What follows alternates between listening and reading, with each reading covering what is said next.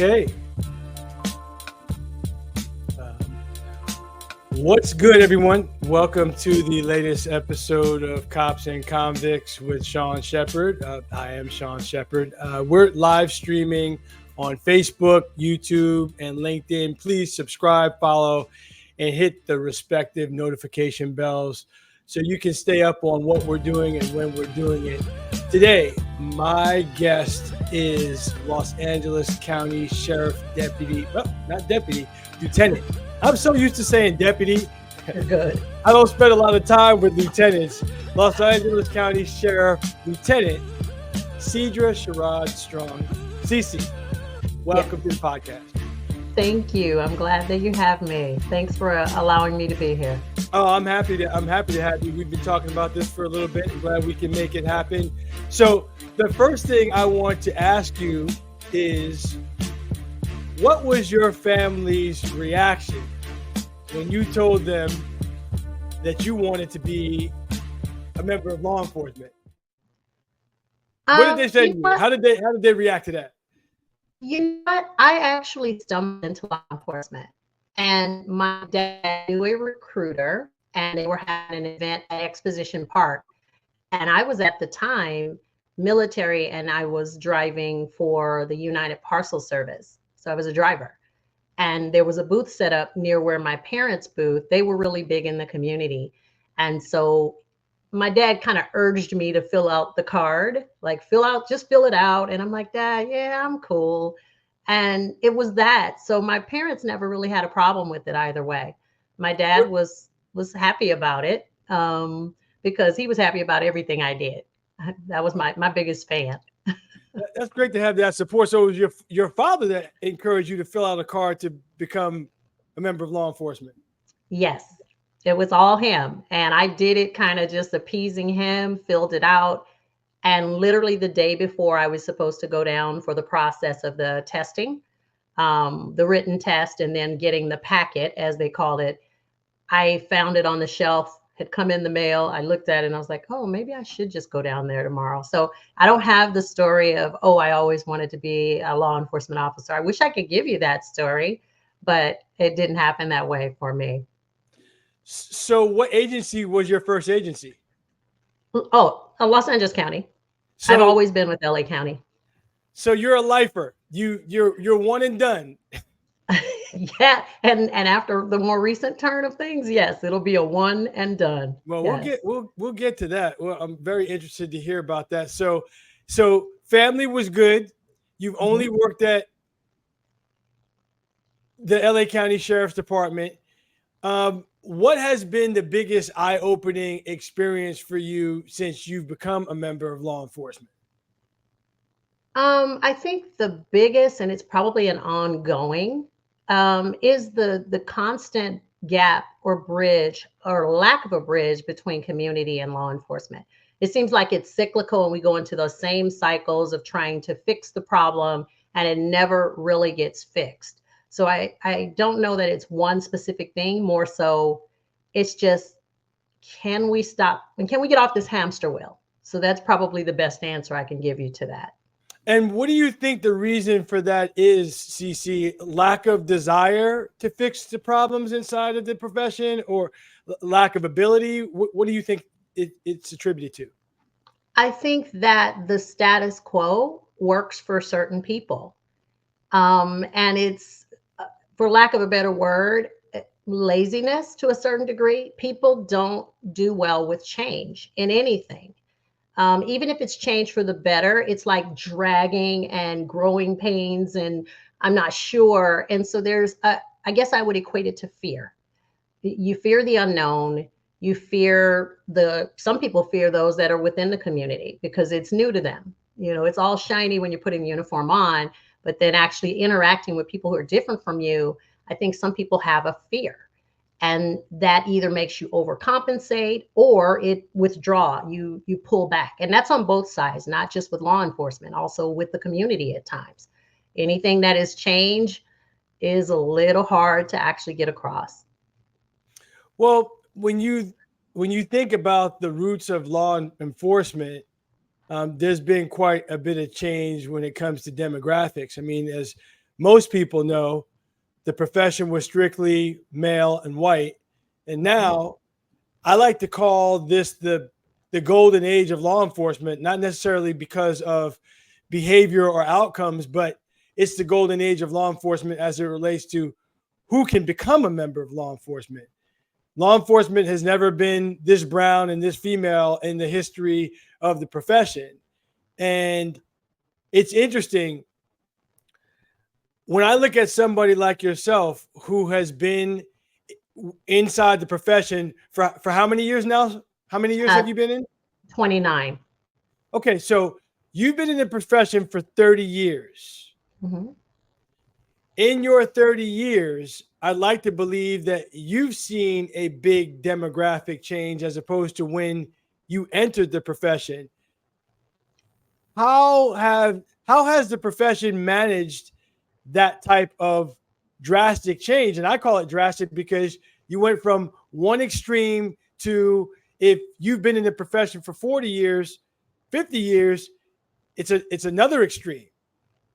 What have you seen, the good, the bad, and the ugly, in terms of the changing face of law enforcement? I think the biggest things that I have seen is this push for what I call hiding behind policies. We talk a lot about them and they're shiny and they're brand new, but behind the scenes, are we sticking with them? Are we actually enforcing those particular things?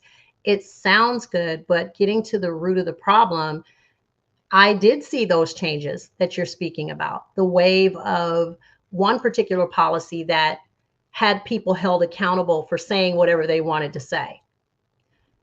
Prime example with the protected classes. We have now the policy with policy of equality, when that wasn't heavily held when I first came on the department. So I had a couple people who really, in their mind, they could say whatever they thought they wanted to me. And as kind as I can be, I'm also very quick to say, hey, let's have a chat. Don't do that. Don't say that again. And then it escalates from there. But I saw that wave and that change, particularly with things that had to be enforced that honestly, Sean, we lost. A lot of those things being enforced as heavy as they were is because people weren't trying to do the right thing and just do the job the way it was intended. So it's almost like you have to have these things enforced in order for you to behave or do the right thing. Can you give me an example of something that was said to you that was completely inappropriate in a professional setting that they thought it was cool for them to say to you? I would have quite often, and one thing that popped in my mind was a young lady that was in the booking area. She had been arrested. She had been screaming for some time, like at the top of her lungs. Of course, she was a Black woman. And I was called and they're kind of getting me on the radio, and I go to talk to her. And the comment was basically, she's not listening to any of us. It's like, she's one of your cousins. Maybe you can calm her down. And I had someone.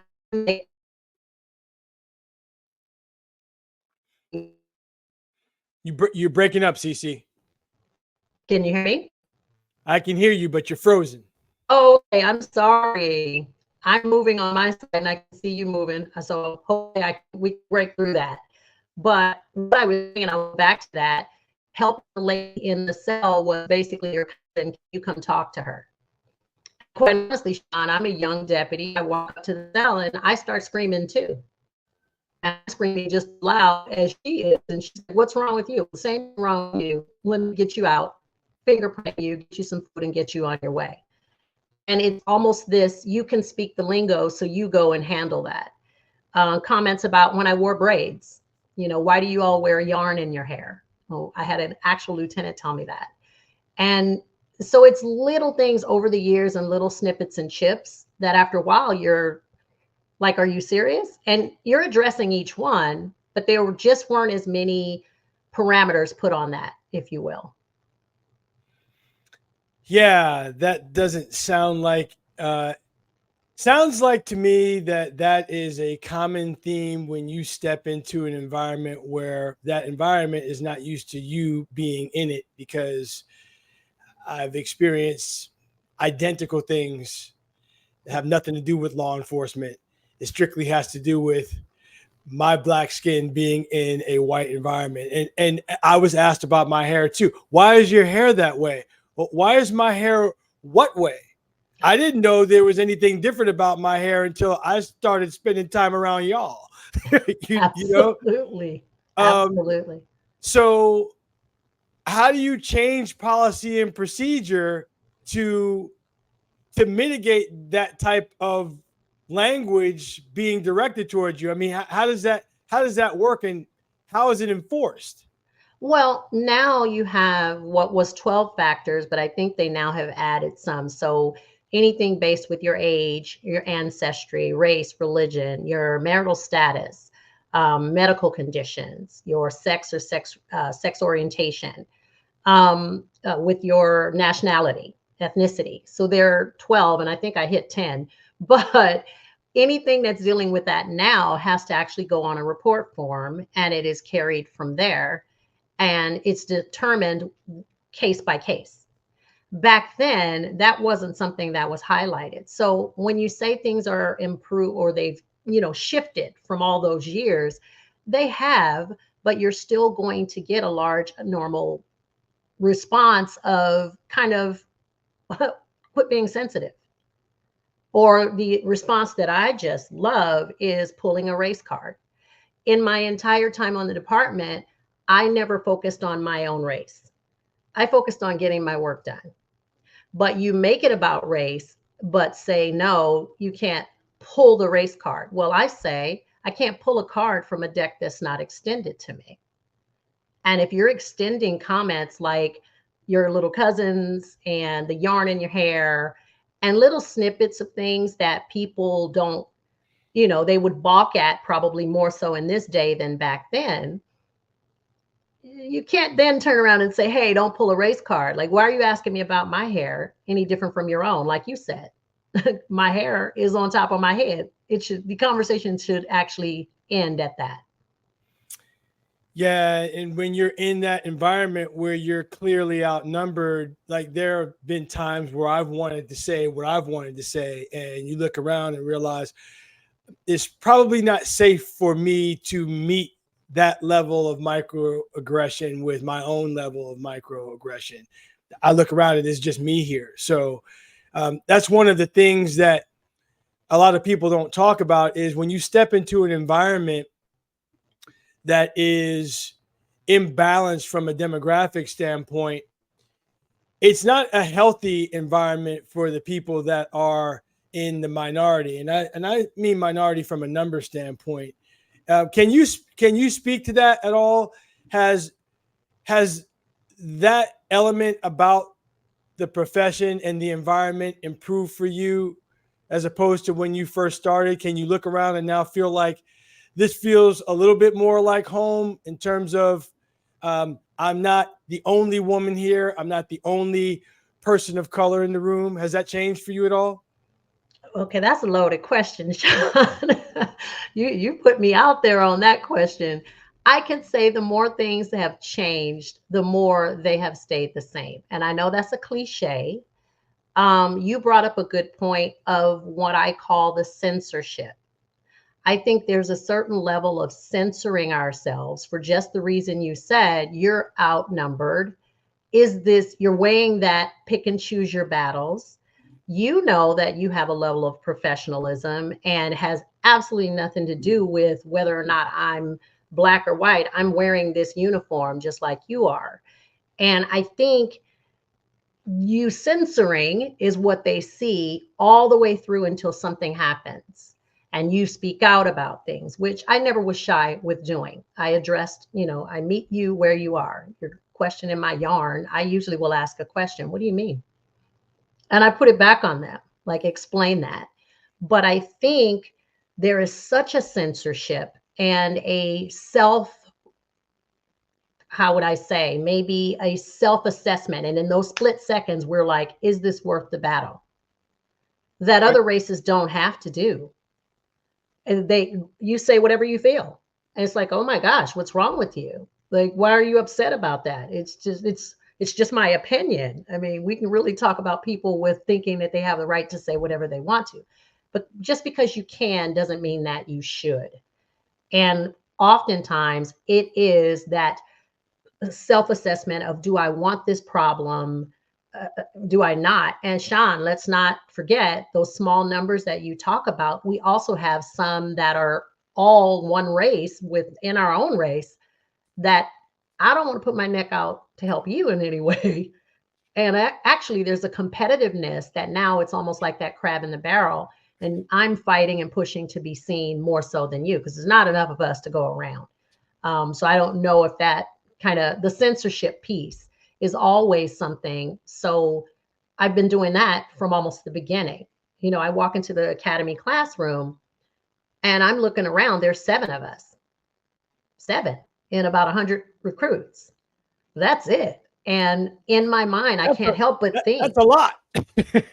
Yeah, actually, back in that time frame, it actually was, but that percentage is still very small. And nothing means that all 7 of us are going to bond together and get along and make this work for everybody in those 7. That's really not the goal. The goal is actually breaking down old mindsets to actually become an officer with safety and the protection and service. That's so cliche, but is it really happening? It's like you're there to learn what you need to learn to be a good officer. But I think that we carry a heavier load of that censorship and watching every step, the step that we make and every word that we say. I would equate it to a survival, because I'm glad that it is not all one race running the sheriff's department. Somebody else has to be there to create that level of difference. And if for no other reason, me being a help in that way, I'm happy to have done that. I'm a big, what's my favorite Bible verse? Isaiah 6:8. Here I am, Lord, send me. And then you're going to take the punches from the community side, from within, you know, my gender. It's pretty crazy. Very, very crazy. I just think it's important to discuss these issues that exist inside a profession that has become so much of our, it's become so much of our focus nationally over the last, I want to say 10, 12 years, now that there's like 24-hour news cycle, people running around with their cell phones, and we're seeing things happen that there are groups of people that have always known these things were happening, but now they're being captured on camera. And when I turn on traditional, I don't even want to call it news, I want to call it media outlets, I don't get to hear about the profession from people within the profession that look like me. It's starting to improve. I'm starting to see more, but very, very little. When you talk about law enforcement, if someone were to just generally say, what comes to mind when you think of a cop? It's not you. Yes. It's not you. And Absolutely. so I think that it's important to give voices and platforms to people who have been inside the profession that can speak about the profession generally and from your own experience and standpoint. And with that, I want to ask you about being a woman in this profession. And Ooh. what has that been like for you? Has there been any have there been any advantages to being a woman? Have there been challenges to being a woman in a profession that is still very male dominated? Absolutely. In answer to your question, there have been challenges, and I will also say there have been advantages. Let's start with the advantages. Okay. The advantages is I wake up and look at me. I wake up in this body, and God created this. So I'm happy about that. The advantages are basically you get to add that flavor, and it's more of a giving back, I would say, because you deal with different things within the community, and that advantage is that women get to see us. You actually benefit because you get to help and aid, at least this is for me. You get to aid in things that are happening in the lives of women. There's a better understanding. You're able to sometimes calm things a little bit better than others. To let most people tell it, it's you are a woman, so you'll probably get that just to balance things out, much like my color. You know, you're selected because you're a woman. But I get to dictate how I do that job once I'm in that position. I have to say that most people focus on the brotherhood. In a way, you can develop a sisterhood, but in that, you got to have some people willing to be in that sisterhood. So I have had some amazing women in my life through the profession who have been supportive. So you have that piece. Mm-hmm. And the ability to give back, if that was your goal when you came on the department, to other women and women of all color, not just about being a Black woman, but just being a woman in general. Okay. Now the challenges. Challenges of not being seen.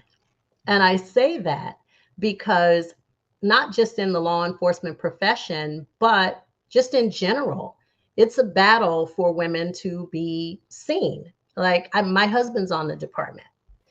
So I can give you this in a story, and he tells this story better than me. He saw you. He saw you.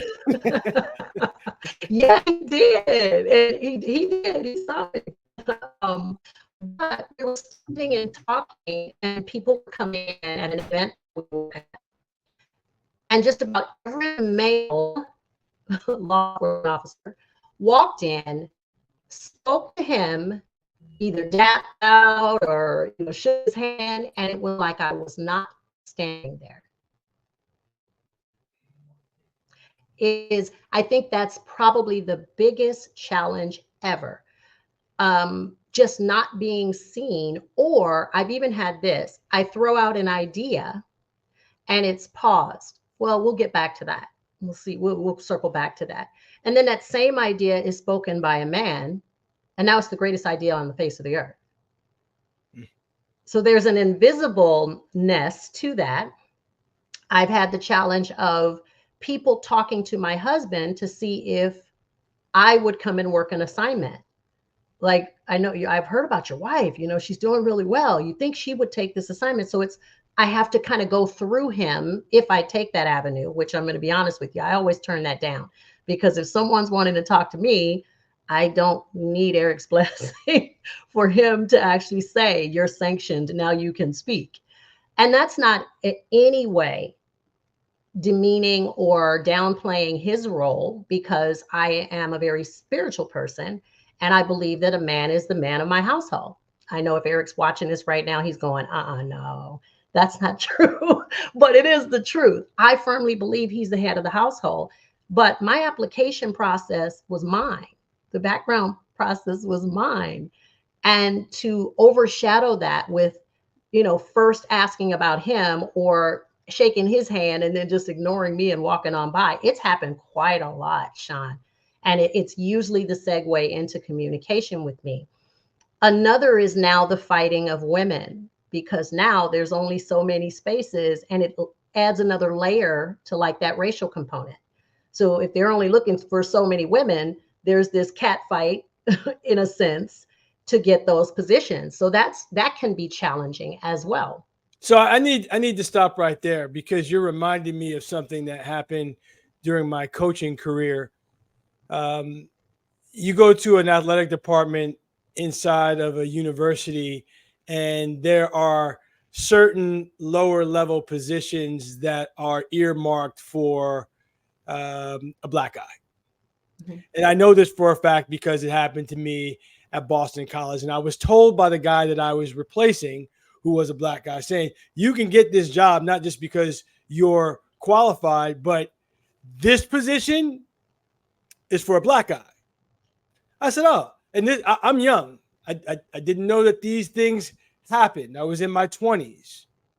And I find it fascinating for you to say there's only a certain number of female positions inside a particular agency, especially an agency as large as LASD, when all I keep hearing is that there's a shortage of members of law enforcement. So if there's a shortage, which I believe it to be true, why would you be particular about the gender of who's applying? Well, I don't know that it's an earmarking. What you described, for example, when I promoted Hang on, to, CeeCee, you're pixelating and you're frozen again. I Can did. I'm so can you try and can you move? hear me? Can you hear me? I can hear you. Okay. You keep freezing though. I'm so sorry. It's okay.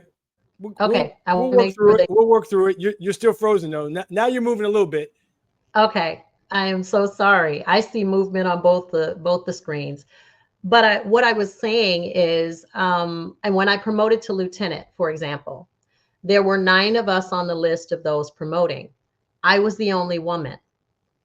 And the statement was made as the chiefs and commanders came in to talk with us. They're kind of going around the room asking the guys, because there are 8 other guys, and then there's me, where they were going to be assigned. When they got to me, one of the guys says, "Well, we know where you're going to be assigned," because it's understood I'm going to a women's facility.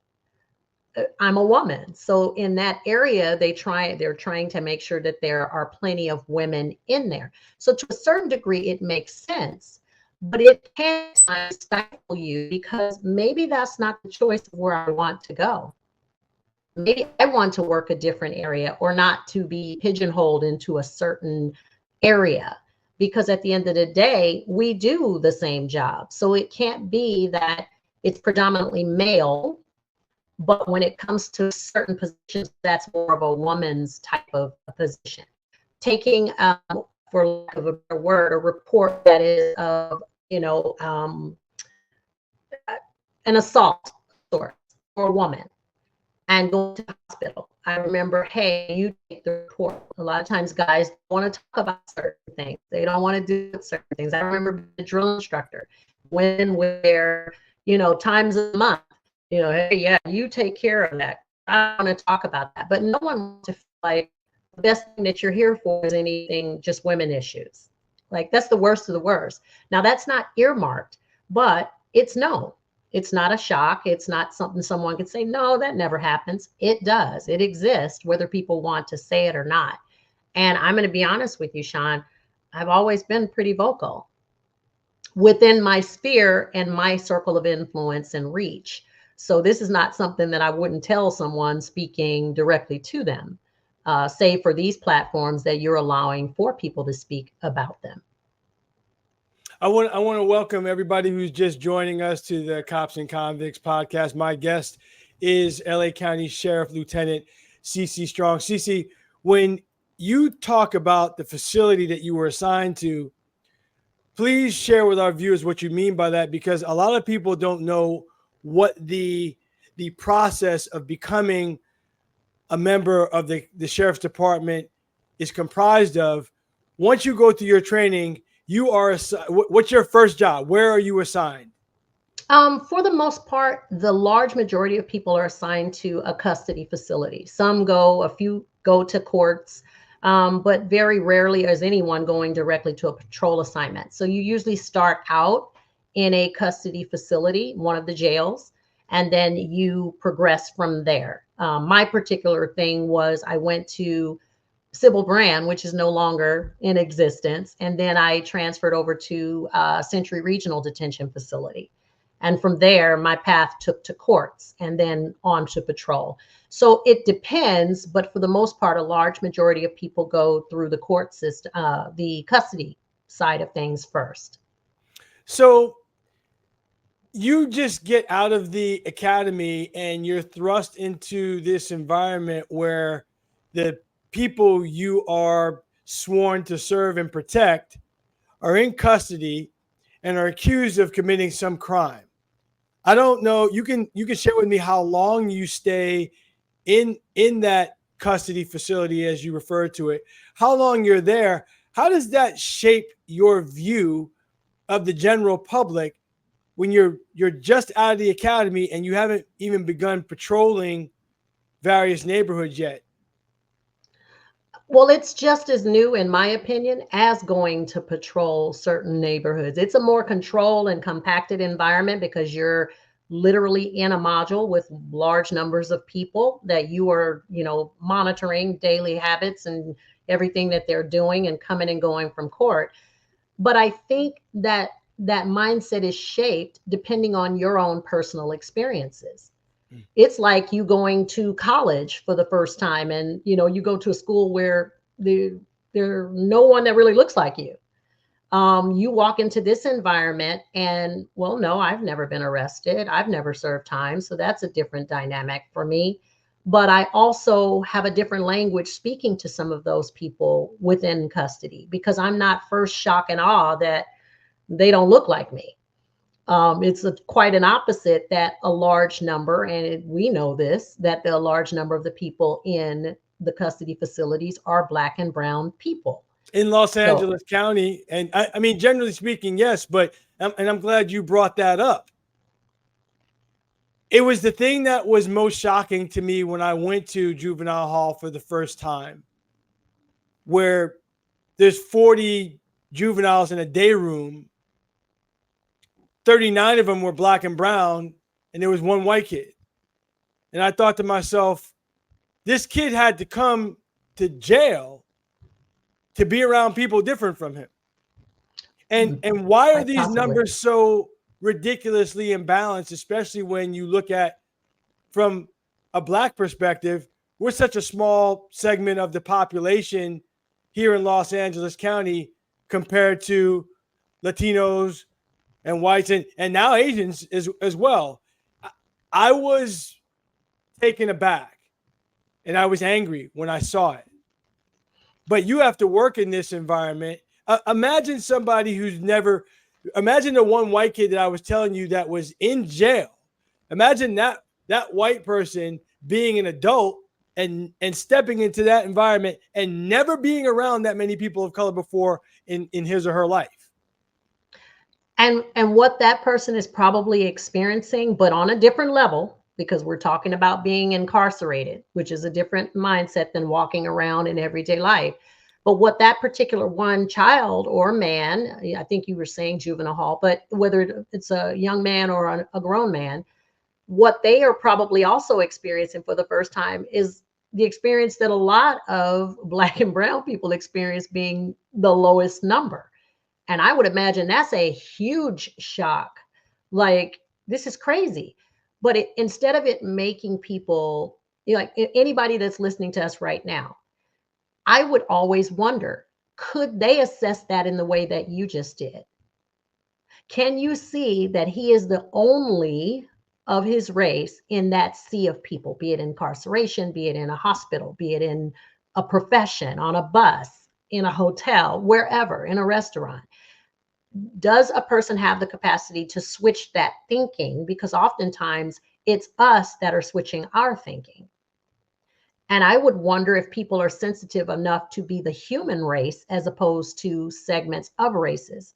Now, that's not to say that we aren't obviously different races, but you can't say stop focusing on race, but at the same time, well, you're don't pull a race card.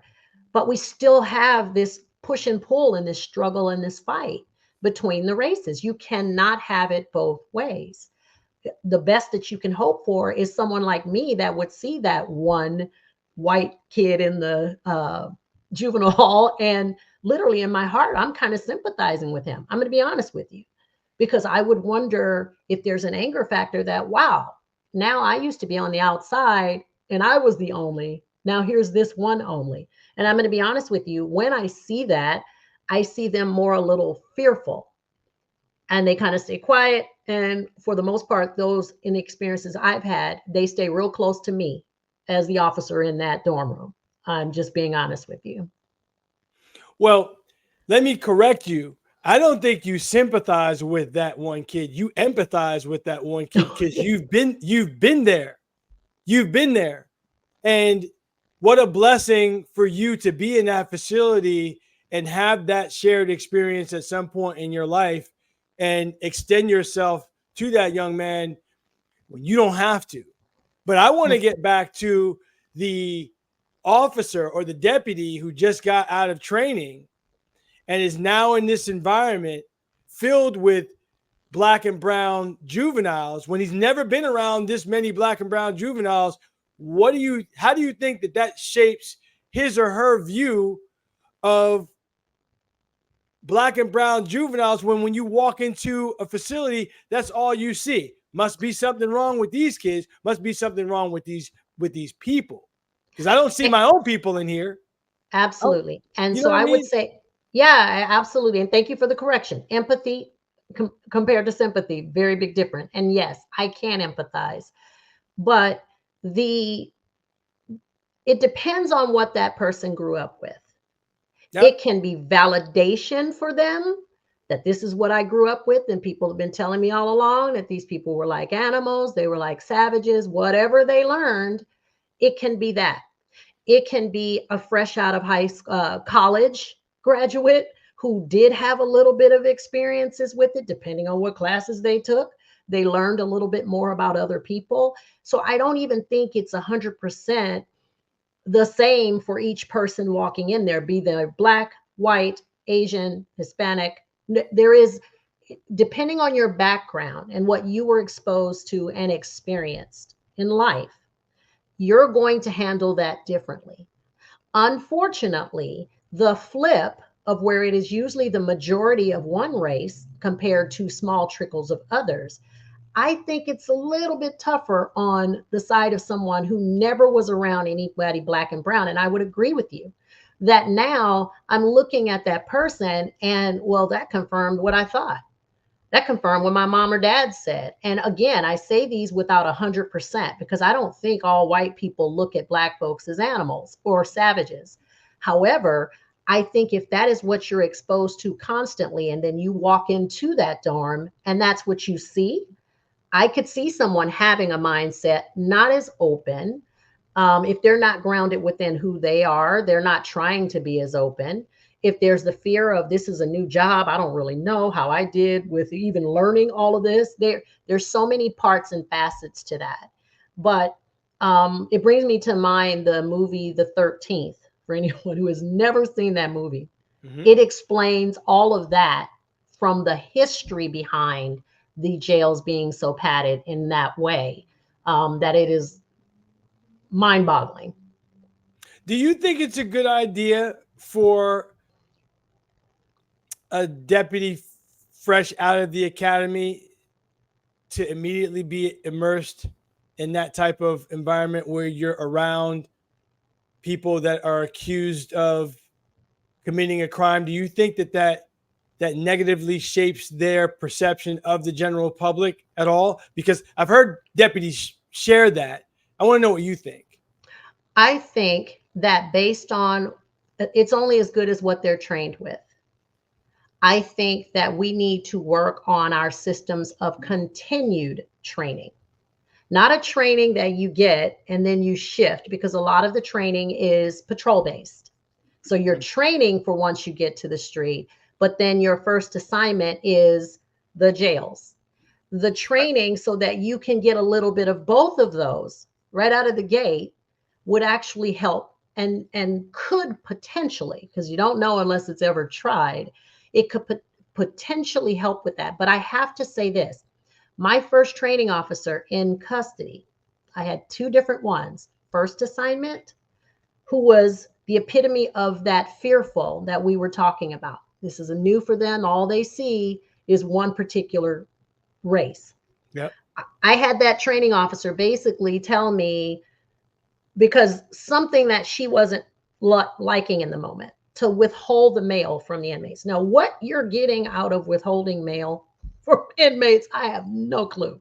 It's like this punishment of sorts. I, in turn, because I'm that one that will raise my hand and be like, I'm sorry, excuse me, got a question. That doesn't make sense.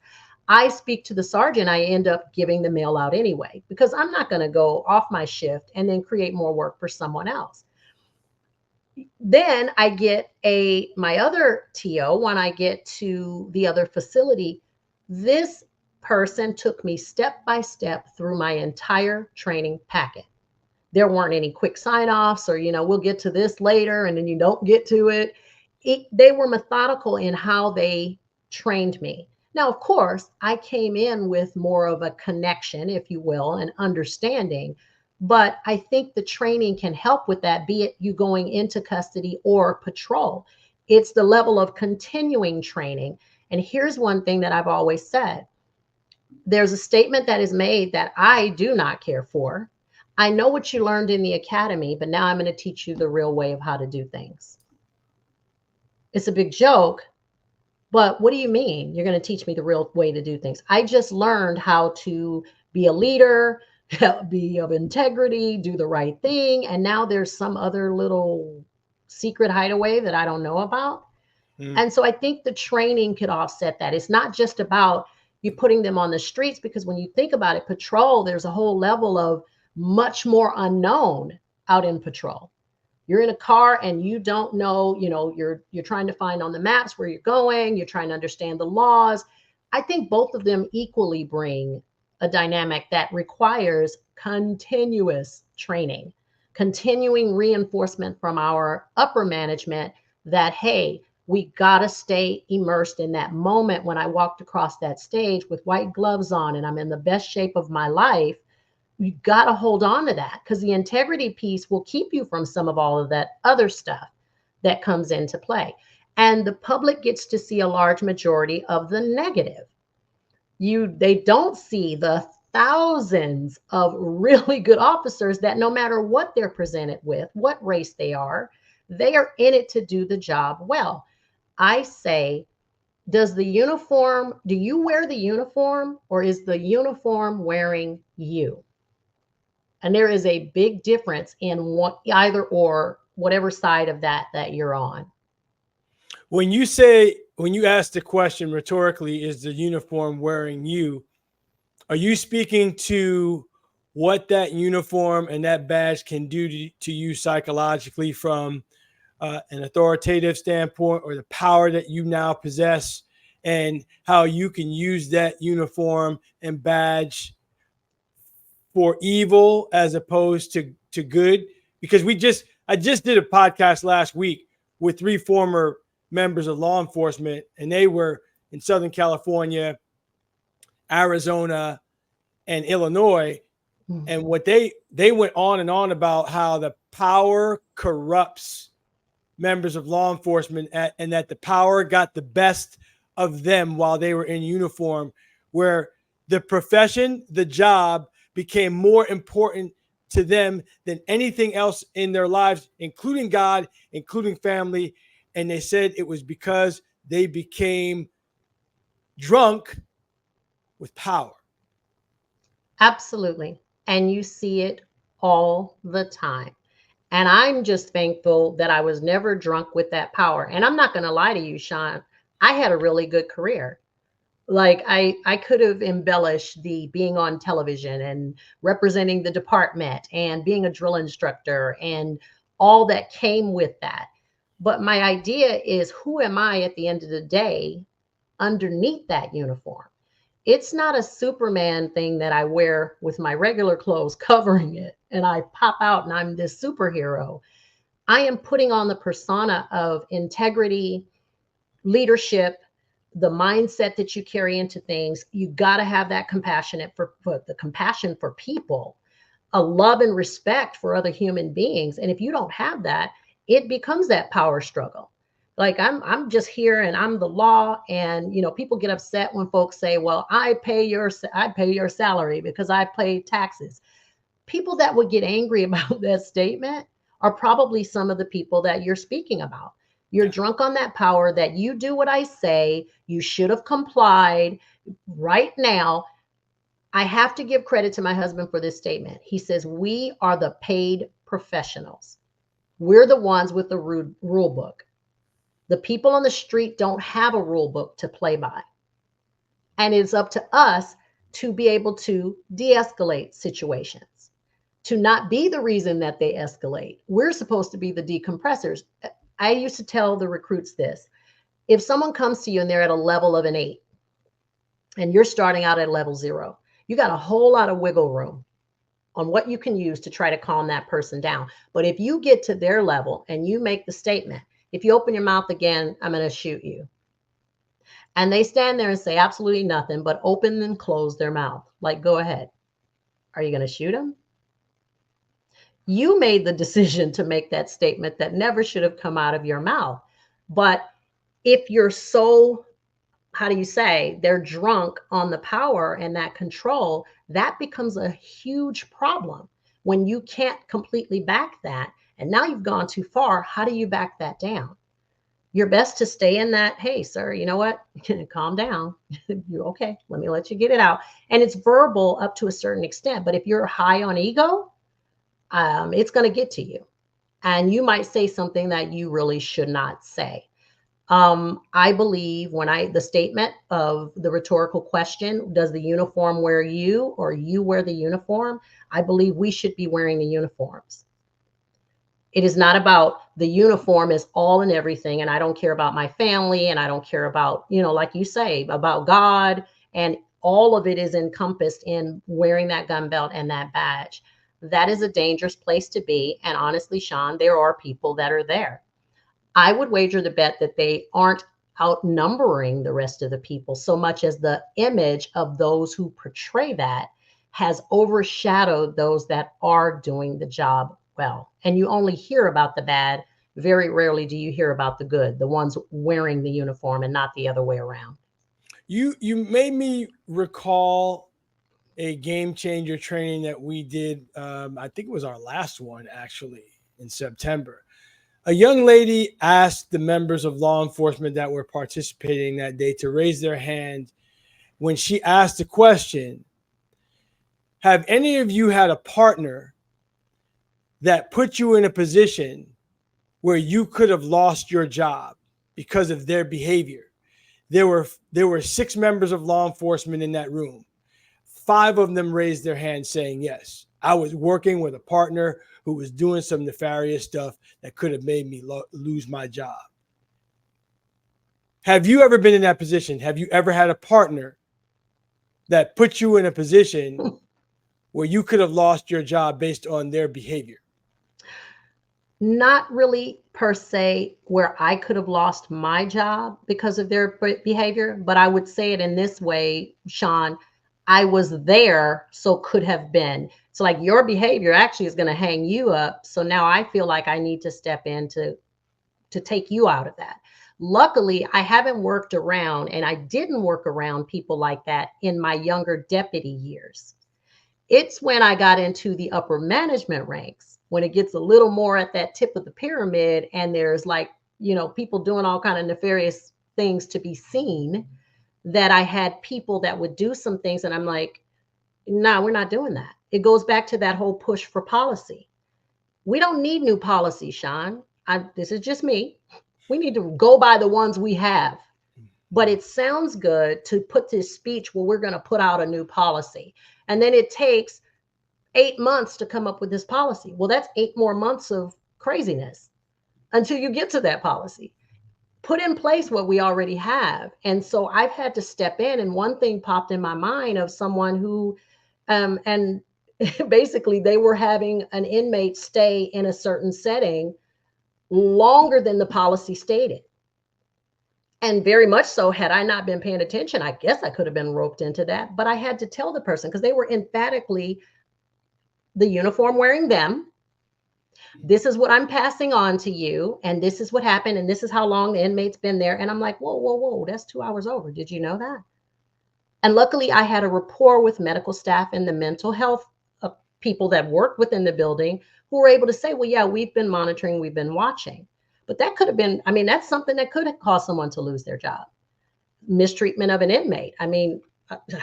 Let's not even get started with the spoiled food in my situation and potentially the harm that could have come to thousands of people.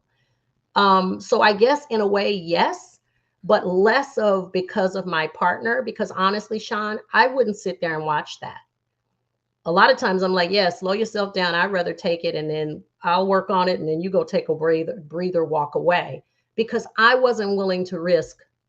I'm not going to be in a situation where I'm constantly censored. I keep using that word because it's the truth. I got to go over and above and beyond to censor myself. And you're going to be doing me dirty. And I got to try to monitor you as well. I have enough to deal with what I have to deal with. So I was always pretty much like, nah, we're not doing that because that's some craziness. The different way to approach it. Well, perfect segue. Perfect segue into this book that you've written. And I want our viewers to see the cover of the book and the name of the book, Betrayal and the Badge. And I want to give you an opportunity to speak at length about what's the main thing that caused you to name the book, not just write the book. We'll get to why you decided to write the book. Okay. But why did you decide to name the book Betrayal and the Badge? Because betrayed is what I felt initially once everything stopped spinning for a second, because I was confused about what I was being pushed into. And I felt betrayed because of the length of time, for the same reason I keep talking about that censorship. I have worked hard to make sure that I am staying in the realm of integrity, the leadership, the walk, if you will, as being a Black woman in a uniform, of dealing with the dynamic of being Black in uniform and part of the community. And you're going to get from all three of those entities something different. And to have censored myself, in a sense, for all those years, to come to being lied on so profusely, fabrications of a case that was placed on me, I felt a heavy betrayal, because I'm wearing the uniform. And I can only imagine, if you do this to me, what would you do to people, and what have you done to people out on the street? So I want to go over some of the words that you have on the cover of this book. Okay. Puppets, cronyism, laziness, career, derailed, fabrications, incompetence, lies repeated. I'm assuming that you were very deliberate in what words that you wanted to use on the cover of this book, and it doesn't sound like the type of environment that I would want to immerse myself in professionally. And I know that you didn't think that you were signing up for any of that when you decided to become a member of law enforcement. Talk to me about, I'm going to pick one of these words. Okay. I want to pick the word puppets. Talk to me about the puppets that you have encountered throughout your career, and I'm sure you've written about in this book. So when I say puppets, there is, again, at the point of that pyramid, unfortunately, in this profession and in this agency, let me correct that, there is nothing beyond the rank that I'm at right now in the way of testing to get to the next ranks. So it is a selection process, basically based on who is liking whoever else. And with that lack of the merit, it doesn't allow for independent thinking. It doesn't allow for people to showcase, this is what I'm capable of. It is basically being placed, or in a sense, gifted a position. Well, that's not going to come without something. People are big on loyalty. And so when I call a puppet, I am a firm believer. And the reason that I wrote about these things in the book was that there was a shopping of sorts to find just the right supervisor in order to enact the demise and the derailment of my career. You get a promotion, and guess what? This is your assignment. And I firmly believe that. I know it has happened to other people. Most people wouldn't speak about things like that. Some people would say, oh, you're saying that now because of what is happening. Well, absolutely. You can hear about it. It could be a rumor. You could think about it. But I've always known how that promotional process has been. That's nothing new. And that has been hey, this is coming straight from the top. This is coming from a chief. This is coming from a commander. It's the explanation of the title preceding the importance of whatever the mission is a problem, a huge one. And in my case, I went through 6 supervisors that never had any problem. As a matter of fact, my evaluations and how they viewed me was outstanding. That one puppet was ready to do the bidding of those willing to give you that next step up. So this is what I would like to do. Give me a second, since you brought that up. Okay. Give me a second. I want to share with our viewers exactly what you're talking about.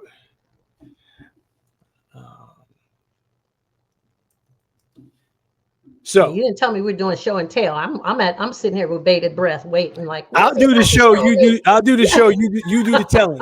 You do the telling. I get it. Okay. Hang on. Give me a moment. All right. So it's processing. Hopefully, here we go. Here's your evaluation. Here's your evaluation. I want our viewers to, if you're on your phone, if you're at your computer, take a screenshot of CeeCee's evaluation that you made public. Now, I'm not doing anything out of school. You did. Right? I did. So you made this public, and I read it, and it looks like a stellar evaluation of your performance.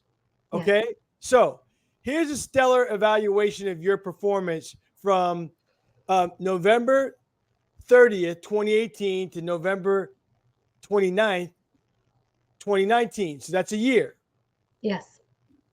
CeeCee, what happened? What happened after this evaluation? What happened to you in your career that has you at a point where you're in litigation with the sheriff's department? You've written a book, and don't think I didn't catch you 20 minutes, half an hour ago when you talked about your career in the past tense. Let's talk about it. Yeah. So what happened after that evaluation is there's actually another one that goes 19 to 20 in similar strain. And the one that would be after that one would have actually challenged the lies that were put in place. So in all honesty, before I get to the eval, I'm going to answer your question. What happened? So what happened with me is there's an old movie called Gremlins. And so I was this cute little fluffy, stellar person in law enforcement, and someone spilled accidentally water on me and I became a gremlin. That's the best analogy that I can give, because that's from day and night of what I really am and what was fabricated about me. That's what it felt like. The evaluation that you just showed was basically not in existence. Are you ready for this? Until 2022. So that evaluation didn't surface until 2022? At the moment that I was said to be the gremlin and the ogre and doing all the things that I was accused of, I hadn't had an evaluation in 3 years.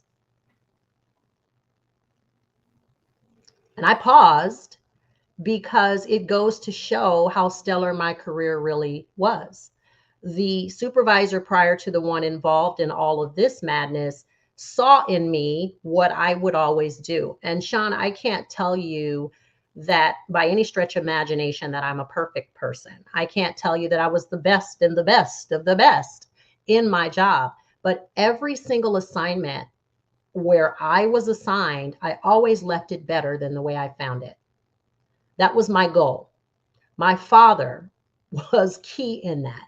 You leave something better than the way you found it.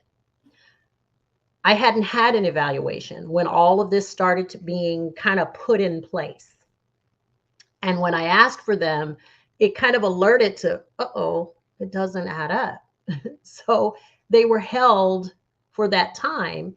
And the supervisor who wrote those two, the one you showed and the one after it, knew what I was really about and wrote truth.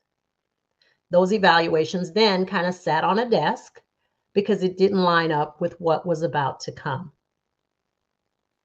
I then got the 2020 to 2021 in late last year, 2023. And blatantly obvious that it doesn't line up. And I'm glad that you actually pointed that out. I've never even talked with you at length about that. But anyone really paying attention, and you must have been because you saw that in my page, they would know exactly what you just said. I was, in essence, marched into an office thinking I was going for one particular meeting, a conflict resolution meeting with the supervisor who had not given me an eval. And instead, I was told that I was being placed under investigation and transferred from my position. Totally blindsided. No clue that it was coming. Out of the blue. Out of the blue. I had spoken with the chief the day before and reported things about my supervisor as far back as March of that same year. This was in October of 2021. I arrive, I'm thinking, okay, here, I just talked to her yesterday. She told me this isn't going to go past this week. Let me do some things in place. I'll have my secretary reach out to you. Secretary reached out to me, and I was told to come and meet with the chief. I get there, and instead, my immediate supervisor places me under investigation and transfers me. Out of the blue. Out of the blue. I can say out of the blue with being told that. But prior to that, this is my firm belief, is that I am a casualty of political warfare. My husband, how dare he use his God-given right to go down to the Bechdel building and sign up and decide he wants to run for sheriff. Unfortunately, at that time, the incumbent that was sitting in that seat and I had a history. He had made a statement similar to what we've been talking about this whole time about Black women that he never should have said. I happened to overhear it as a young deputy, and so goes a series of attacks that continued through a couple of years. So you overheard what he said, and he found out that you overheard it? Yeah, he looked at me after he had said it. He was on the phone and across the hall in the different room from where I was. Did you confront him about it? I did not. So he's hanging on to something that he knows that you saw and heard. You didn't say anything to him about it, but he held on to that and did what with it? Well, I think that when people know they've done something wrong, what do? They cover. That's their immediate rush. He then wrote a memo to the captain of the station. And in the memo, he was attacking and going after me, as well as my then partner, Eric Strong, my husband. So he wrote this memo to create this narrative of us being problem children. Where he messed up is that he left a copy of this on the copy machine. I'm sure by accident. Maybe he thought he printed it or it didn't work the first time. But by the time I'm scooping up work that afternoon, which was probably about a week after the statement was made, I get possession of this paperwork. And I'm incensed because you're basically defaming my character. I take it to the lieutenant, and the lieutenant says this has already been addressed and actually gives me a copy of how it was addressed in an email discussion back and forth between this sergeant and the lieutenant on behalf of the captain. In it, the lieutenant is even telling him, if these people were horrible people, what were you doing as a supervisor? He then returned with, well, I thought they were doing this over here, but I checked and I found out it wasn't the case. And then it was squashed. But by now, it's like a courtroom. I say what I want to say, and then it gets stricken from the record, but it didn't stop the jury from hearing it. You're breaking up again, CeeCee. You're breaking up again. Oh, I'm so sorry. Tell me where and when you can hear me again. Your voice is good. Now okay. you're back. Okay. I am so sorry for that. I don't know why. I never really had that happen. Somebody doesn't want me to tell you this, Sean. That's what it is. Well, we're gonna Um, get through it. but the paperwork was that first stage. Then it was an incident where we took 4 children on a trip to Florida. My then partner and I, 4 children that we took for a PAL program, Police Activities League. When we arrived in Florida, we learned that the sergeant, who that was his position over us as deputies at the time, had called ahead and canceled the trip, canceled our registration. Now we're flying with 4 children. You know we're flying with 4 children. And out of spite, you call ahead and do damage to children to get back at us. Horrible. Luckily, there was a conversation had by my partner between the two of them. We then spoke with the lieutenant. The lieutenant apologized, got us reconnected with the program. And then when we returned, he had been transferred out of his position.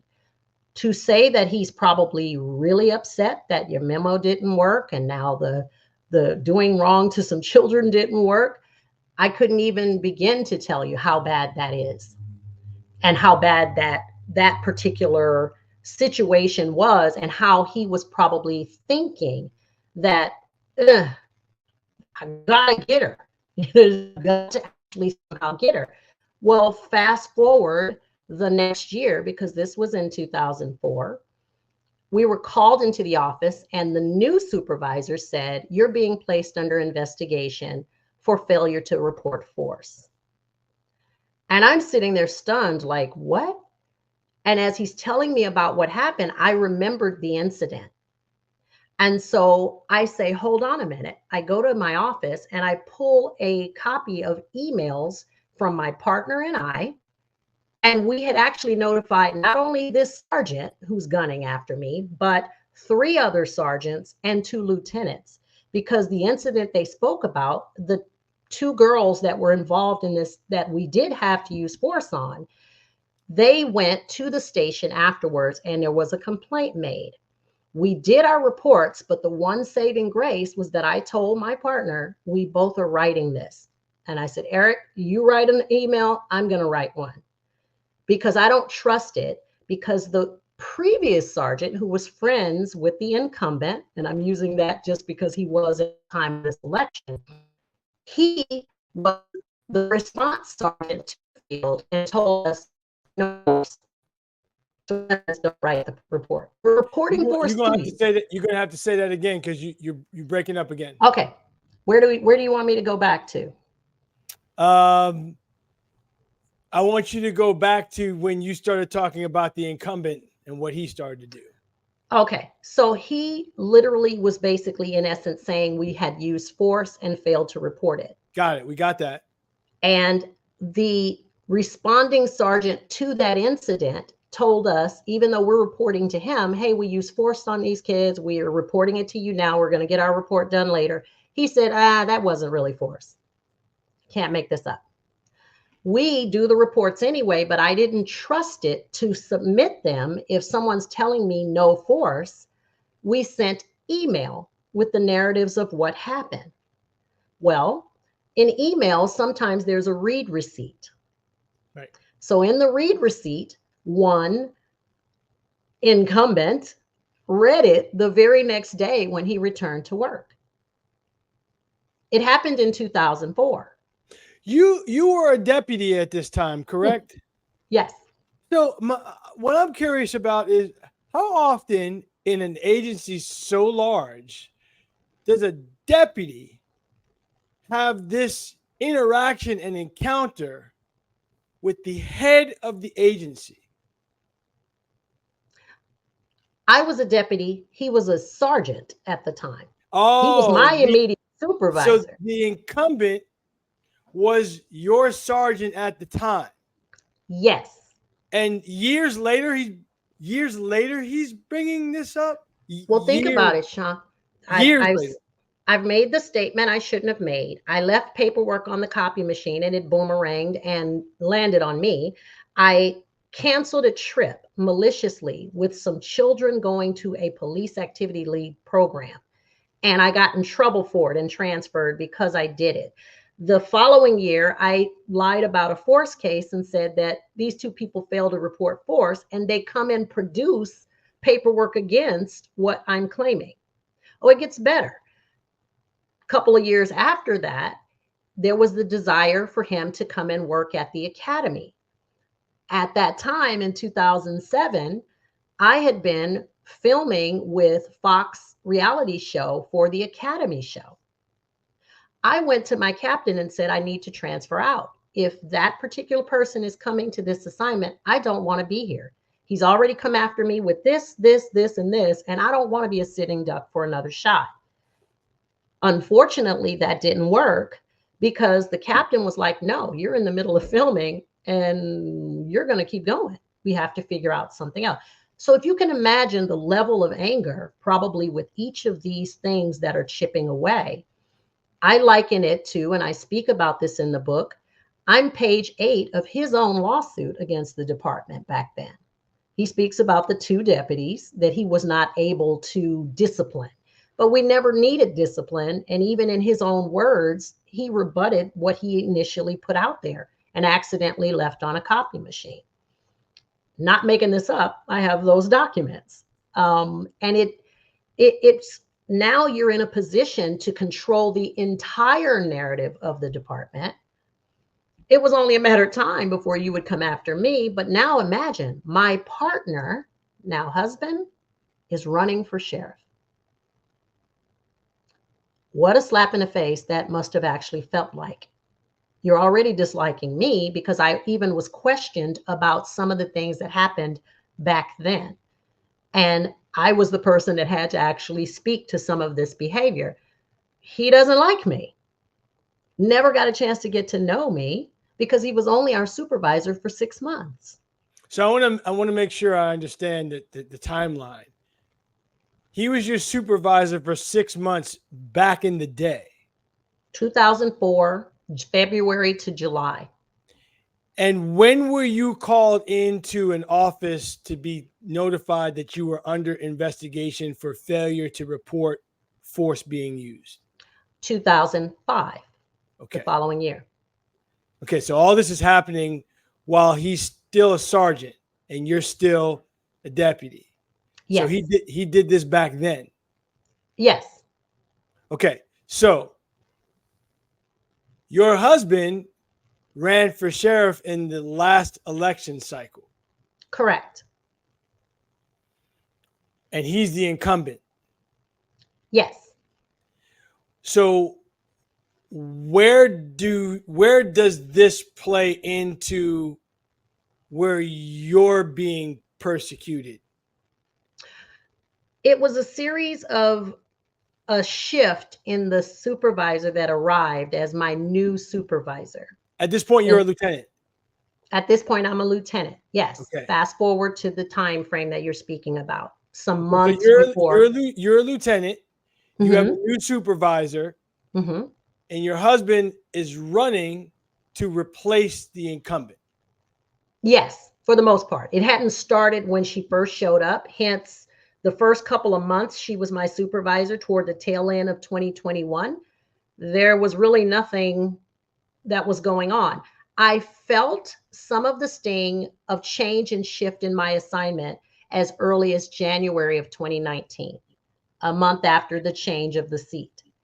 But I didn't quite grasp all of it as things were unfolding because I'm just kind of like, And remember, I'm the sitting duck thinking that this person now has taken the top seat. It's only a matter of time before I'm going to feel the sting again because everything was failing along the way in those earlier time frames. So the first parts of the month with this commander, no issues. And then suddenly the anonymous letters and complaints started about my work. The first announcement of an anonymous letter or complaint that had been received, she accidentally let it slip and gave me names of people who supposedly were in this anonymous complaint. So, me being the task rabbit that I am, I sent an email telling her, based on what you shared today, here are all the people that you're speaking of based on rank. And here are the reasons why these folks would have something negative to say about me. So it was a series of these anonymous complaints that trickled all the way up for about 9 months and then finally led to the investigation. That was January when the first little touch of that started happening. By May, there was an accidental leakage of my husband being on the ballot. He hadn't announced it himself, but in support of him, someone well-wishing actually announced it, that this is someone that's going to be running for sheriff. I saw an literal shift the same month that that took place in my supervisor. And it was like then she was the gremlin who had gotten wet or fed after midnight. And now everything was wrong with my work. And each time she said this was wrong, I had a document to dispute it. And then she'd say this was wrong, I had another document to dispute it. My thought, full circle, Sean, is that because you couldn't attack my work, like the evaluation you just shared, you couldn't attack my work, so you attacked where I grew up. Most of the claims were about me being none short of a thug from Compton, a bully, mistreating my staff. I made them feel a certain way, but I had acquired a unit there was no accountability, no shared files, records. There was nothing to speak of other than a bunch of pictures of parties and food platters, because we were responsible for 65 locations all over the county. Under that command, I had 8 locations where kitchens, where things were being shipped countywide, constantly, a constant rotation of distribution. $30 million budget that I'm in charge of. And within a blink of an eye, I go from that to then being an ogre and stripped of my command, stripped of my position, and transferred to go and sit and do no less than monitoring people, making sure that we are keeping the inmates safe. It was a betrayal. I circle back to that word. It was unwarranted. It was not something that I deserved. And it was a bunch of people saying, hey, I can jump aboard, and I have a story where she counseled me and I didn't like it. Oh, and this particular thing happened with her. I had someone actually accuse me of an assault, Sean. If I had assaulted someone, why was I not arrested or a report taken and me being marched away if I really committed a crime? But it got to be to the point where now we've got to keep the lies going. And no one wanted to hear me out. They accused you of assaulting another member of law enforcement? Yes. Not a sworn member, but not that that matters. But that accusation, unfortunately, had happened 4 years prior, 2 years prior. I'm sorry. 2 years prior, the same person had made that same allegation, and it was already documented and found to be unfounded. So majority of what was in my case was old things that were tried and failed and then just rehashed. So she tried to run it back. Oh, no, didn't just try. She ran it back repeatedly to the tune of many people. So your supervisor sounds like the puppet here. I'm looking at these words. Lies repeated, running it back, fabrications. I see now why you chose these words on the cover of your book. Now, what I can't see here because it's too small, and despite the fact that I have these glasses, talk to me about these drops of blood. What of blood. What are the words inside each drop of blood? I'm going to pull this up for our viewers. Let me see if I can do this. Okay. The first one on the left says statute date ignored. If you knew that I was a bully, you had a year's time to handle whatever that was. And there's a lot with the statute date. No evaluations in 3 years. You brought that up, Sean. I didn't have to. So you even hit one of the blood drops without even knowing it in the moment. Promoted for payback. My supervisor told me the first day that I met with her, also telling me how great I was in my position because we had worked together before when we were both lieutenants at the same time, that she had been resurrected. So she had been moved from a pretty prominent position and taken backward in her own career upon the arrival of the incumbent or shortly thereafter. And with this, she's now being promoted into a position, and I'm about to get another promotion, a bump back up. So whew, I don't have to sit over there and roast in that place that they sent me to when I was banned from the island. She equated it to being resurrected. And when she used that word, I literally, with my faith, I'm thinking, like, Jesus Christ, wow, great to be you. And she says, it's a matter of time before you would promote as well. And I distinctly remember saying, nah, I don't think so. And I left it at that.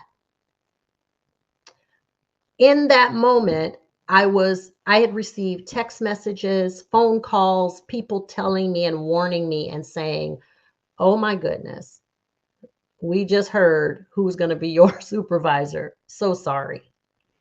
People knew. One of the words on the book cover with the cronyism, it speaks largely to that top of the pyramid in positioning. I get it. Get your promotions. Set your family up for better with more money.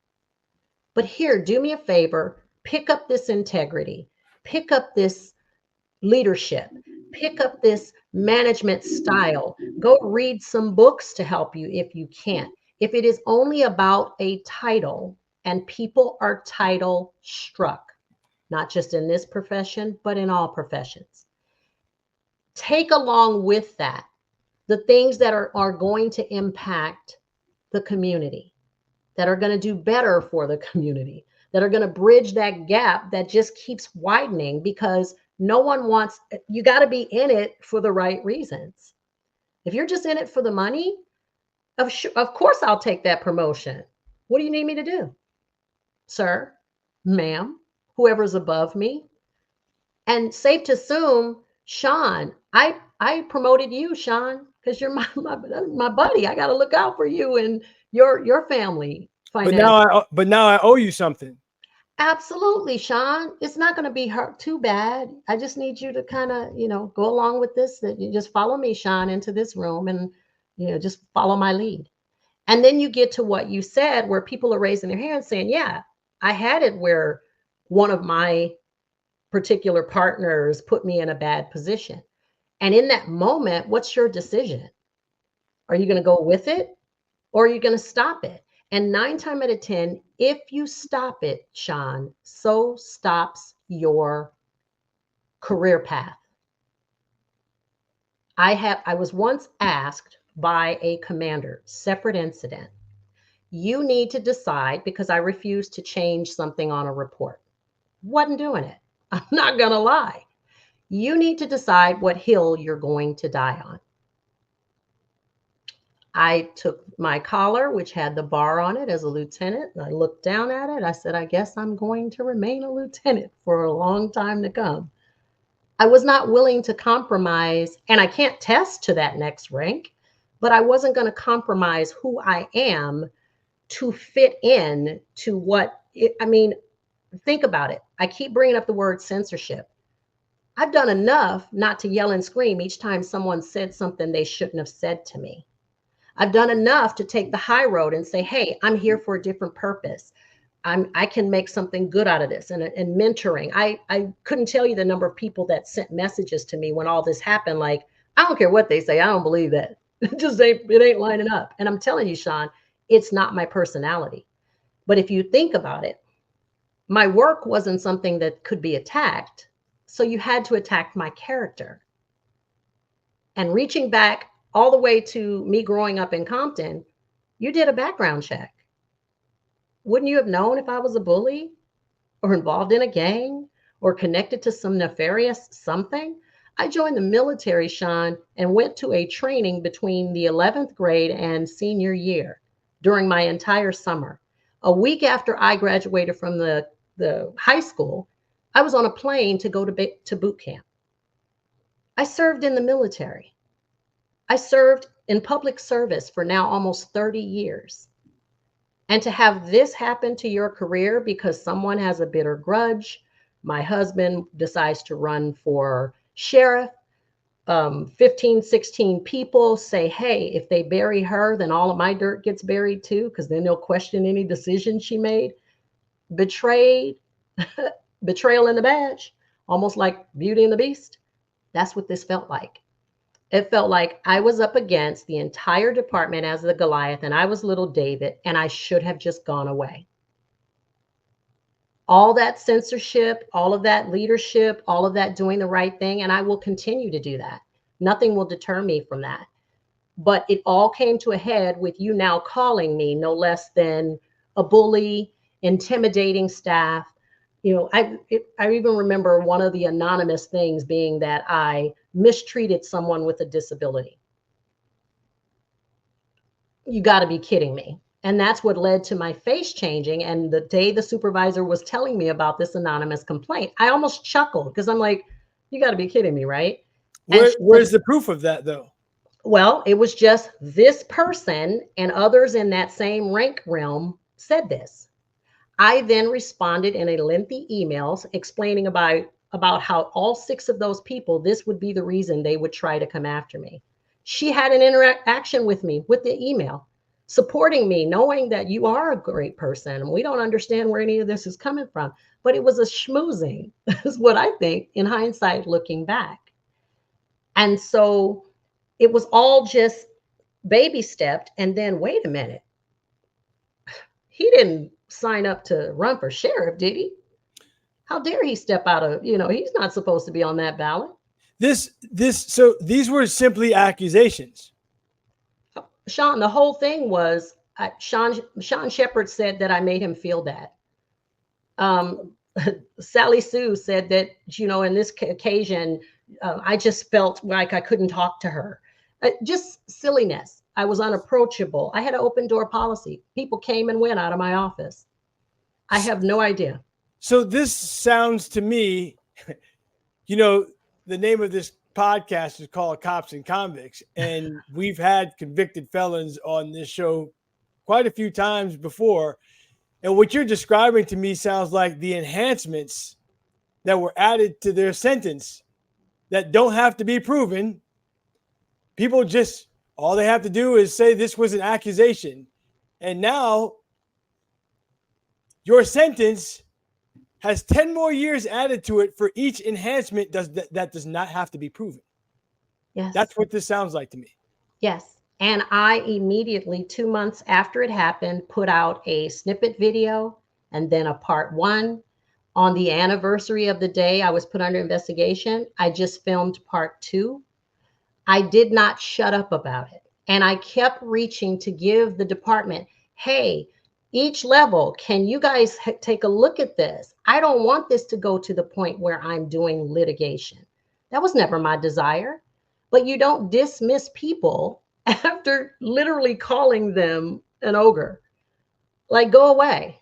That's basically what it was. And even at the turning point where things could have been right or made right, no one was willing to step up and do that. Because again, I am comfortable in my position, and her little family, what does that matter? And I have to say this is not what you do to another human being. And I tell you why. I am glad that I am strong in my faith. I don't know how many people out there, and, really prayers to families of people who have lost their lives because they thought of their own demise because they were so embarrassed or mistreated or no one's listening to them. The department did not think about my family once. And they're still not thinking about my family because I haven't shut up about any of this. I've been very vocal, and not one person has said, what we should be doing if we're wearing uniform and not the uniform wearing us. Let's stop this train. Let's have that conversation with her. Let's find out, how do we fix this? Because now it's gone for 3.5 years. How do you correct it at this point? How do you say something as simple as a sorry? Like, what can we do to actually fix it? Now, along the way, I had people claiming that they wanted to do that. Well wishers. I had someone tell me, hey, you just got to let it play out. And I'm sorry, Sean, that person looks like me. Oh, So I it know went, I know the department. yes. And Um, my problem with that is that I have stretched and put my neck out on the line to protect those that are lower ranking than me, even if it didn't make me popular, even if it made me speaking out too much. Oh my gosh. If I could tell you, Sean, how many people have grabbed my sleeve, pulled my back of my coat. Yeah, don't go in there and talk about that. Ooh, just keep your head down. You know, you're better than me. That thing when somebody's telling you that they think you're stupid. If I had a dime for every time someone tried to tell me not to say something because that's a landmine, or that could cause you this, or decide what hill you want to die on. Why are you reporting this? One commander asked me. None of this stuff on this paper is about you. You're reporting something for all these other people. That, do you know how damaging that could be to your career? I don't care. If I was putting this uniform on to do the right thing, and all of that love and harmony and protecting and serve and all of those buzzwords that are on the wall, maybe I'm the crazy one because I bought it. I believe in the leadership. I believe in having good integrity. I believe in treating people right. I'm not their judge and jury. That comes later on if they're arrested, or if they're being housed in a court, in the custody, if they're in the court system. I'm not the person that's supposed to actually hold court right along in the streets, right along with arrest. I'm not the one in custody that's going to mistreat someone simply because I'm wearing a badge and I'm the big bad person. I speak like I'm speaking to you, Sean, until someone gives me a reason to not be completely respectful. I've had some inmates disrespect me, and I had to check them and say, okay, slow your roll. Don't talk to me like that. I've had partners that I've had to do that with too. And it's in each one of those, the idea, I call myself being both plus one. I am both a Black woman and a law enforcement officer, but I'm also, well, that woman piece is a third dynamic. And I'm glad you actually asked about that. And we talked about that, because oftentimes no one remembers that piece. That little component doesn't get talked about much. But a lot of the stuff we're talking about right now, not a lot of people are going to actually stand up and talk about it, let alone write it in a book. So, do you think that their ultimate goal was to create cause for you to be demoted or fired? I don't think that they were trying to do that. I think that the allegations could have caused that, Right. but there wasn't enough that could justify that. I get So that. what But I'm saying, I'm asking you, what do you believe their ultimate goal was to bring up these allegations, to have you demoted or to have you fired? Well, I've already received the discipline. It was 2 days, and I'm fighting that. So the allegations didn't line up with what the discipline was. So, The what was the ultimate discipline? goal, Tell me what the discipline was. 2 day suspension. The case has already been completed. 2 days is 2 days suspension without pay. Yes, for harm to roughly 15 people that I made feel bad. So they went through all of this to walk away with 2 days suspension without pay and put that in your file after you've been with the department for almost 30 years. And okay, it's in your file. Now what? I mean, you have to be beyond petty to go through all of that for 2 days without pay as discipline. Absolutely. And what did you say, Sean, earlier? Run it back, with a bunch of run it back stuff that had already been asked and answered. And let me also add this. In 2023, a second case was put out there. This time just put in my file as if I had already just been, we already know it. In 2023. But ultimately, what is this going to do to you? Like, what is this going to do to your career? Was the juice worth the squeeze? They did all of this for 2 days suspension without pay, and now they're facing a lawsuit. Like, somebody has to be held accountable for what seems to me an outgoing of money that was really unnecessary. And no one's going to have to pay a price for what they've done that's going to cost taxpayers their money. Yes. And over nonsense. Nonsense. Absolute nonsense. And then the second case, might I add, the same day I was questioned, I was able to show proof and fully dispute it, and they had to close it. So you didn't come after me just once, you came after me a second time. I can't tell you what was in the minds of any of the people connected to this. But I think those who were willing to continue to let it roll, those who I equated to me rowing down the river in a canoe. And these flying fish are going over the boat. Some of them are like, I don't want any part of that because I know her. I work with her. She's a good person. I don't want to have anything to do with that because, hey, I don't know much about it. And then there were those that were trying to make it across that canoe and they missed and fell into the boat and said, hey, I don't want anybody. I'm going to just go along with what everybody is saying. And more and more people were added to the whole problem to keep it going. I just feel like there needs to be something in place. You know, we talked about policies and procedures 90 minutes ago. We talked about policies and procedures. There needs to be something in place beyond policies and procedures within a department. There needs to be something in place on the state level that if you are found guilty of fabricating X, Y, and Z, that there is going to be a penal price to pay. Absolutely. I have a friend who's retired. He's a former chief. And he said to me, he said it during a game changer training, actually. He said that he felt like if an officer is found guilty of lying on a report, and that lie results in a person going to prison, that member of law enforcement should have to serve double the amount of prison time that the person that they put in jail falsely had to spend. And Sean, I'm inclined to agree with him. And I feel like in your case, now this is inside of law enforcement. There's nothing in place that would prevent them from doing this to anybody. Doesn't seem like there's anything been in place that prevents something like this to happen to anybody. Those people won't suffer any consequences. The only consequences that are going to be suffered is my taxpayer dollars and other people's taxpayer dollars, regardless of how they feel about law enforcement. I can assure you that most people don't want, I can assure you that nobody wants their taxpayer dollars going toward ridiculous, frivolous lawsuits. Absolutely. And it happens all the time. Yes, it actually does.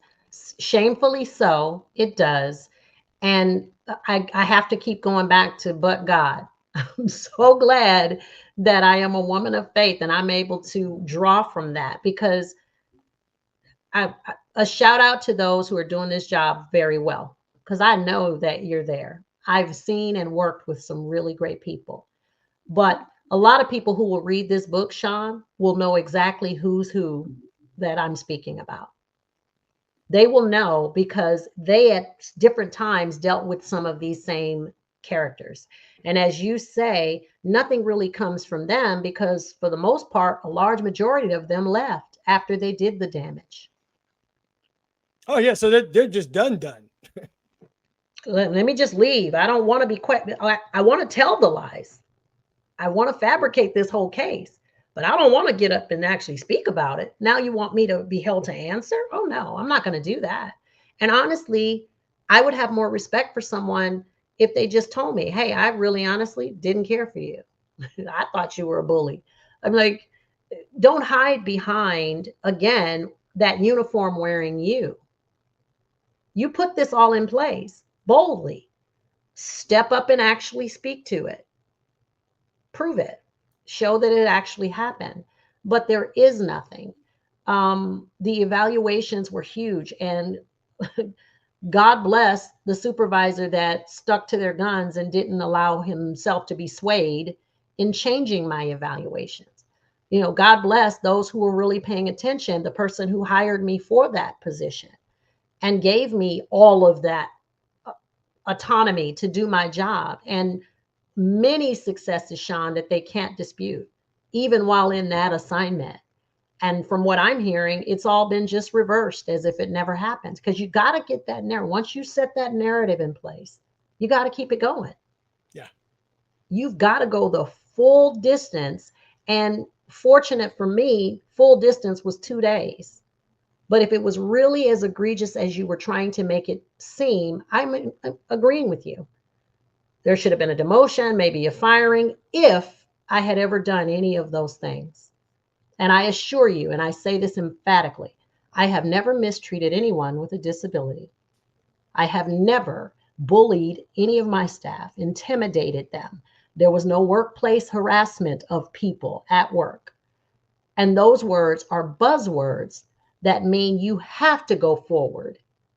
So the right words were put in place so that they would ensure that this would stick.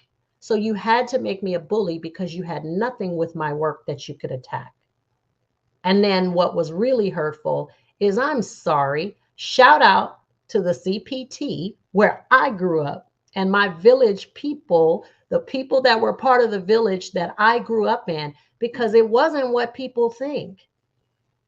There were some really powerful, great people that I grew up with that were part of my village who would not have let me step out of line. I left home at 17, Sean, going into the military. 18, I'm sorry, the year that I graduated. Which branch? Army, and then Army National Guard. So are you a veteran? Yes. Okay. Okay. I am. And so, when did I have time? That's what I wanted to ask them. When did I have time for you to fabricate that I'm connected to being a gangster? When? You would probably go and talk to people that I grew up with, and they're like, her? No, she was a nerd. She was a cheerleader, but she was a nerd. When did I have time to be this bully from back in the day? And it was said often that I was claiming that I was from Compton, and that was intimidating to people. I'm like, are you serious? When people are talking about what high school they went to, what college, and you're sitting around having conversations with people, of course you speak about where you grew up. Of course you speak about where you're from. Are you on Instagram? I am. So not very good at it. I'm a dinosaur with her it. name, but I want you to go on to Instagram and look up Compton is not dangerous. Compton isn't dangerous. It's a clothing line. And with you being from there, I met the young lady a couple of months ago. She attended a game changer training in Compton at the Dollar Hyde Rec Center, and she has this brand. Compton isn't dangerous, and I think that you would like it. So I'm shouting her out because I love it. All you're saying about your hometown and how she feels about her hometown. CeeCee, let me ask you this: with all that you have experienced in the profession, what advice would you give someone who is thinking about becoming a member of law enforcement? Do it. Be part of the change, because if good people stop going into the profession, it'll never get better. And we can't cry that there's not a whole lot, because there can be stoppages from people being the applicants going through, but I say keep applying, keep pushing. Take your integrity and all you have within you to do the job the way it's intended, not from days of old, but if it's really about protecting and serving the community. We are servant leaders. And that is not a subservient and we're mealy mouthed and you're calling, I'm not a servant. That's the first thing that people think about. Being a servant is one of the most powerful things that anybody could ever do, to be able to kneel down and do something for someone else. You cannot say, I'm willing to lay down my life for my brother. I am my brother's keeper. All this brotherhood, but it only goes to a certain point. If you cannot embrace your fellow human race, that's a problem, a sincere problem. So I would tell people, cliche, be the change that you would like to see. Please don't stop applying. Please don't stop going into the profession. I'm not soured on the mission. This didn't get me to the point where, hey, I hate law enforcement and this is just ridiculous, because it is not about me, Sean. It's about the generations to come when my teeth are in a jar next to my bed. Let's hope you take better care of your teeth than that. Yeah, you never know, though. I'm going to get older one day and I'm okay with it. But just the idea of applying, be part of that change. Those that were in the Mentor Me program that I started, I shout out to them. There are some beautiful women that were a part of that program, and we would come together and discuss how to make things better. I am working on a program so that people can actually, let's flesh out what you're needing to get to that point where you understand the importance of doing things the right way. Because if we just kind of throw our hands up, I don't want to have anything to do with that. No, I'm not applying to that. That's craziness, po, 5-0, whatever. It'll never actually get better. And realistically, there are a lot of people who would love to see people discouraged like that so they could just go away, like it was intended for me to just go away. And it did not happen. Talk to me about your hat. My hat. Oh, okay. Well, first of all, I'm a hat person. If you know me, I'm always going to be wearing a hat. This hat is SIC, sick, and is strong in Christ. So when I was about 12, I would write poetry and I would always draw an S and then it would sit atop a cross at the end of each poem. About 11 years ago, Eric and I were talking about that, and the idea was morphed into strong in Christ, adding the C. And if you can see it, I don't know if it's where you can see the actual symbol, but there's a rock where the letter C is sitting on top of it because Christ is the rock. The cross is there stuck in it, almost like a sword. And then the S is still sitting on the top, kind of like when I was a kid. So Strong in Christ is part of the brand and the branding, like the jersey that I'm wearing, my own design of the World University of Jesus Christ. We honor all of our favorite athletes.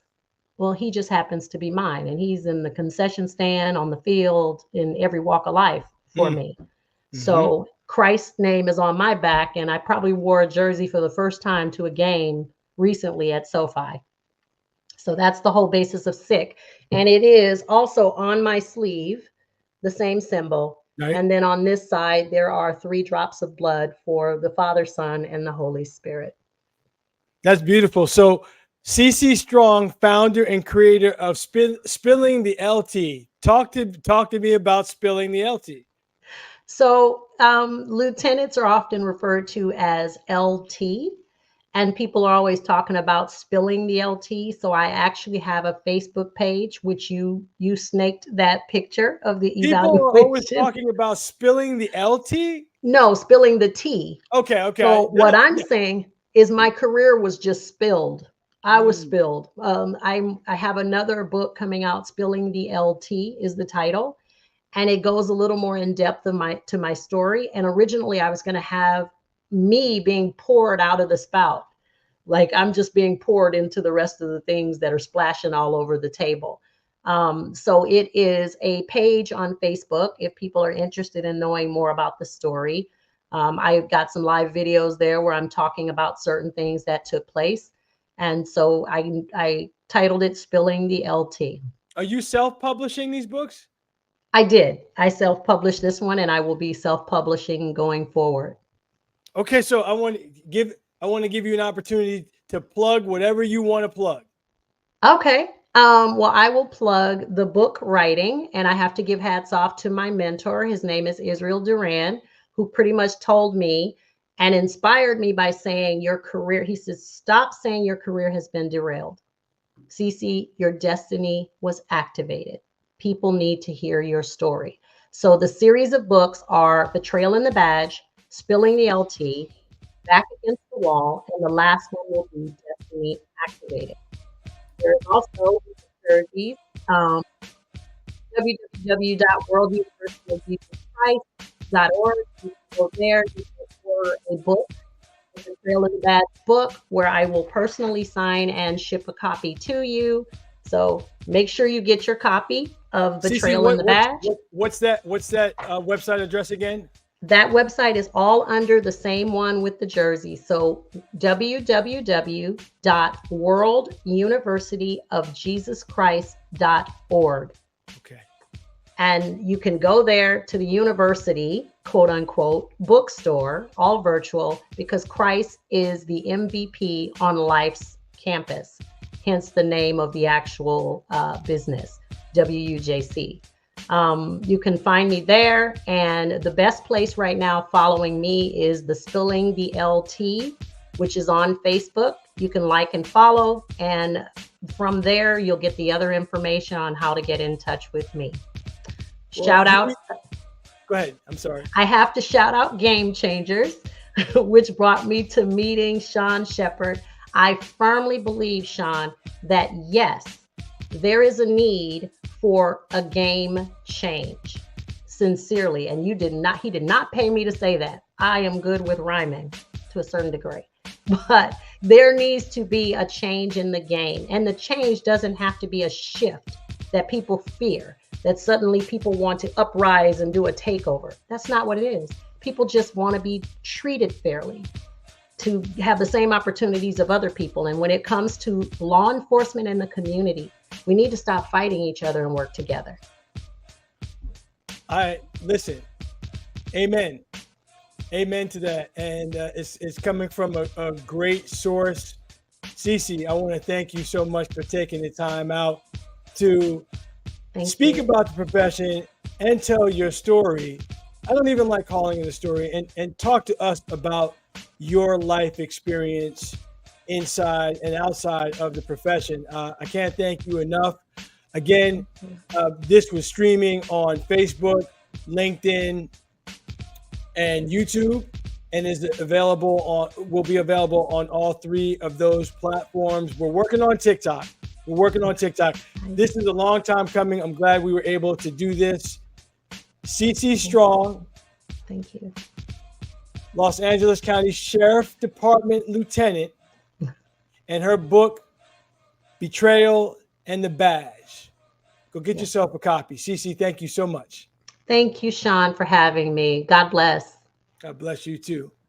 We out.